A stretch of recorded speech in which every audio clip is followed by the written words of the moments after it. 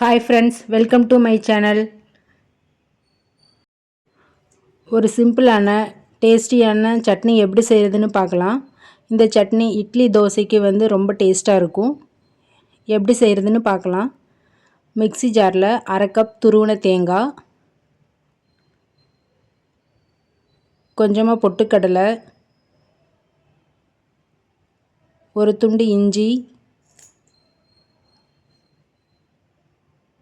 பச்சை மிளகாய் உங்கள் காரத்துக்கு தகுந்த மாதிரி போட்டுக்கோங்க. உப்பு தேவையான அளவு போட்டு இதை நல்லா ஃபைன் பேஸ்ட்டாக அரைச்சி எடுத்துக்கலாம்.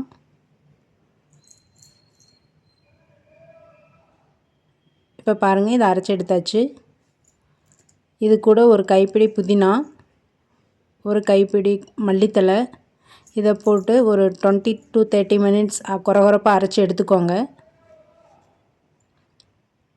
பாருங்கள், இந்த மாதிரி அரைச்சி எடுத்துக்கோங்க. இப்போ இதை ஒரு பவுலுக்கு மாற்றிக்கலாம். மிக்ஸி ஜாரை அலசி தண்ணி இதில் சேர்த்துக்கோங்க. பாருங்கள், இந்த அளவுக்கு கன்சிஸ்டன்சி இருக்கணும். இப்போ இதில் கொஞ்சமாக சுகர் ஆட் பண்ணிக்கலாம். சுகர் சேர்த்தா டேஸ்ட் ரொம்ப நல்லாயிருக்கும்.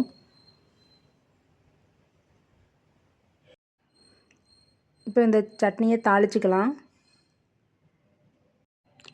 இட்லி தோசைக்கு இந்த சட்னி ரொம்ப டேஸ்ட்டாக இருக்கும். நீங்களும் வீட்டில் ட்ரை பண்ணி பார்த்துட்டு எப்படி இருந்துச்சுன்னு சொல்லுங்கள். நீங்கள் இப்போ தான் என்னோடய சேனலை ஃபஸ்ட் டைம் பார்க்குறீங்க அப்படின்னா ப்ளீஸ் சப்ஸ்கிரைப் பண்ணி சப்போர்ட் பண்ணுங்கள்.